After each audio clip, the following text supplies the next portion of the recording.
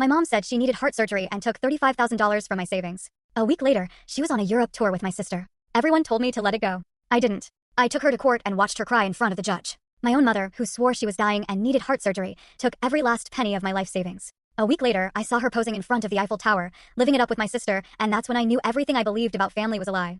I never thought I'd be telling this story, you know? You read about these things, these incredible betrayals, and you think, no way. Not in a real family. People aren't that capable of deceit. Then it happens to you, and suddenly, every assumption you ever made about love, about loyalty, about what family means, just crumbles into dust. My name doesn't really matter. What does matter is that I'm 34 years old, I'm a senior financial analyst in Denver, and until about 18 months ago, I actually believed my mother loved me. I believed my sister Miranda was someone I could trust, truly. I believed family was this sacred, unbreakable thing. I was so wrong. Let me give you some background. My childhood? It was a masterclass in not-so-subtle favoritism. From the moment she took her first breath, my younger sister, Miranda, was the golden child. She came out beautiful, with my mother Claudia's delicate features and my father Raymond's striking green eyes. Me? I was just plain. Awkward, too tall, with mousy brown hair that had a mind of its own and a face full of freckles my mother charmingly called unfortunate. Miranda could do no wrong. When she flunked classes, our parents blamed the teachers and hired tutors. When I brought home straight A's, the silence was deafening. No celebration, nothing. When Miranda, at 17, totaled our father's car, they bought her a brand new one, shiny and red. When I asked for a little help with college tuition,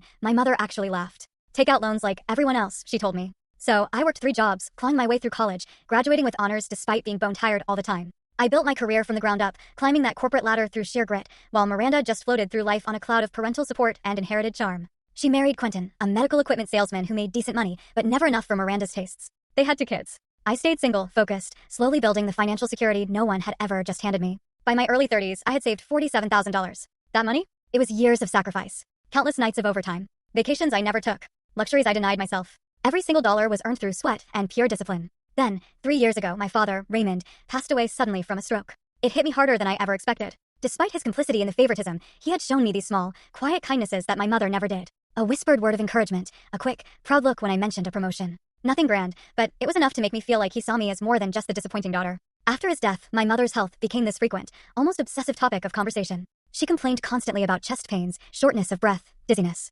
Miranda would call me, her voice dripping with worry, telling me how fragile mom had become, how we needed to rally together as a family. And I bought it. Every single word. Because a part of me, a very deep, naive part, wanted to believe that maybe, just maybe, tragedy could finally bring us closer.